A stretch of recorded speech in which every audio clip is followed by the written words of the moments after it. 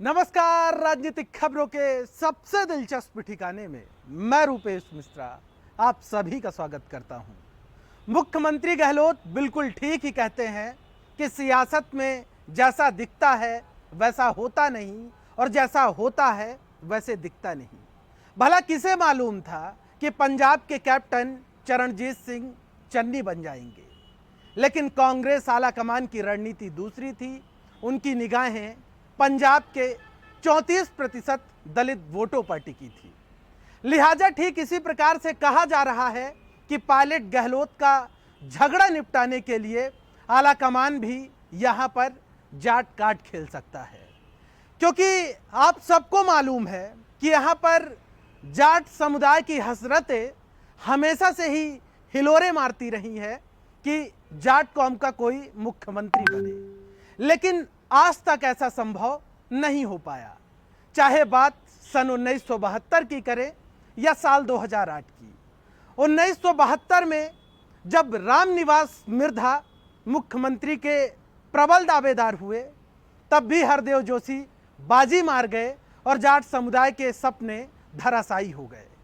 बात करें साल 2008 की, तब डॉक्टर सीपी जोशी और शीश राम ओला प्रमुख दावेदार रहे मुख्यमंत्री पद के, लेकिन तब अशोक गहलोत बाजी मार गए और एक बार फिर से जाट समाज के जो सपने थे वो धराशायी हो गए। इस प्रकार से जाट कौम की हसरतें मुख्यमंत्री बनने की आज तक धरी की धरी रह गई, जो पूरी नहीं हो पाई।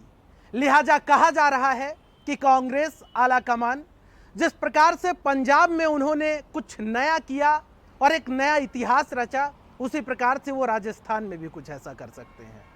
लिहाजा कहा जा सकता है कि राजस्थान कांग्रेस के जो जाट नेता हैं, जिनकी अभी तक लॉटरी नहीं लगी, जिनकी अभी तक हसरतें अधूरी थी, वो हसरतें अब पूरी हो सकती हैं और कांग्रेस आलाकमान इस पर तेजी से विचार भी कर रहा है। दरअसल आपको बता दें कि सूबे में जाट समुदाय की अच्छी खासी आबादी है। ज़्यादातर सीटों में ये अपना सीधा दखल रखते हैं और इसके इतर एक गणित ये भी है कि जब से किसान आंदोलन परवान पर रहा है, तब से जाट समुदाय भारतीय जनता पार्टी से रूठ गया और जो जाट समुदाय है वो सिर्फ राजस्थान तक ही सीमित नहीं है, उत्तर प्रदेश और हरियाणा में भी अच्छी खासी तादाद है।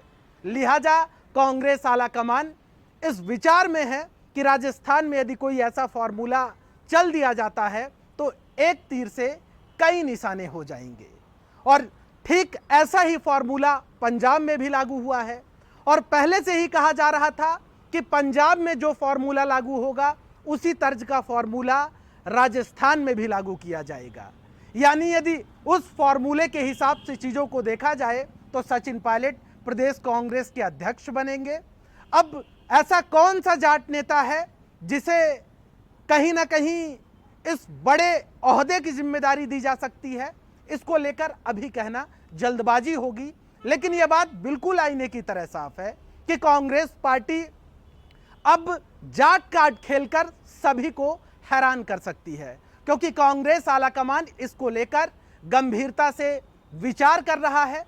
और आपको बता दें कि जो जाट वोटर रहा है वो हमेशा से ही कांग्रेस पार्टी के साथ रहा है, कांग्रेस पार्टी का परंपरागत वोटर रहा है।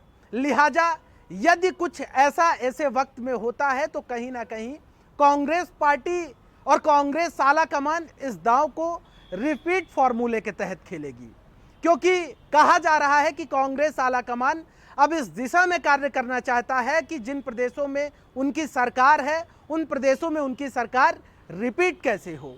लिहाजा इस फॉर्मूले के तहत यदि राजस्थान में जाट कार्ड खेल दिया जाए तो कोई ताज्जुब वाली बात नहीं होगी।